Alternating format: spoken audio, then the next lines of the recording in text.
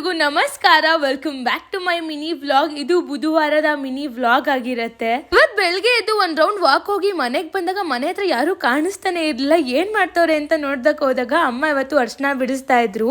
ಮನೆ ಹತ್ರ ಬಿಡಿಸಿರೋ ಅರ್ಶನದಲ್ಲಿ ನಾವು ನೀಟಾಗಿ ಒಣಗಿಸಿ ಅರ್ಶನ ಪುಡಿನ ಕೂಡ ಮಾಡ್ಕೋಬಹುದು. ಇಲ್ಲಿ ತಿಂಡಿ ಮಾಡಕ್ಕೆ ಹಸಿರು ಮೆಣಸಿನ್ಕಾಯಿ ಇಲ್ಲ ಅಂದಿದ್ಕೆ ತೋಟಕ್ಕೆ ಹೋಗಿ ಅದನ್ನ ಬಿಡಿಸ್ಕೊಂಡ್ ಬಂದ್ ಕೊಟ್ಟಾಗ ನಮ್ಮಮ್ಮ ಇವತ್ತು ನೀನೇ ಮಾಡು, ಮನೇಲಿ ಇರ್ತೀಯಲ್ವಾ, ಏನಾದ್ರು ಕಲ್ತ್ಕೊ ಅಂತ ಹೇಳ್ತಾ ಇದ್ರು. ಸೊ ಅದಕ್ಕೆ ಇವತ್ತು ನಾನು ಟೊಮೆಟೊ ಬಾತ್ನ ಮಾಡ್ತಾ ಇದ್ದೀನಿ. ಟೊಮೆಟೊ ಬಾತ್ ಮಾಡೋದು ತುಂಬಾನೇ ಈಸಿ. ಫಸ್ಟು ಪ್ಯಾನ್ಗೆ ತುಪ್ಪ ಹಾಕಬೇಕು, ಆಮೇಲೆ ಪಲಾವ್ ಐಟಮ್ಸ್ನೆಲ್ಲ ಹಾಕಿ ಅದಕ್ಕೆ ಬೇಕಾಗಿರೋ ನಾವು ಇಂಗ್ರೀಡಿಯೆಂಟ್ಸ್ನೆಲ್ಲ ಹಾಕಿದ್ರೆ ಟೊಮೆಟೊ ಬಾತ್ ರೆಡಿ ಆಗೋಗುತ್ತೆ. ಟಿಫನ್ನ ಮುಗಿಸ್ಕೊಂಡು ನಮ್ಮಮ್ಮ ತೋಟದ ಹತ್ರ ಹೋಗ್ಬಿಟ್ಟು ಬಾ ಅಂತ ಹೇಳಿದಕ್ಕೆ ಮೇಲ್ಗಡೆ ನಾವು ಅಪ್ಪನ ಗಾಡಿ ತಗೊಂಡು ಹೋಗಿದ್ದೆ. ಯಾಕಂದ್ರೆ ಬಿಸಿಲಲ್ಲಿ ನಡ್ಕೊಂಡು ಹೋಗೋದಕ್ಕೆ ಆಗೋದೇ ಇಲ್ಲ.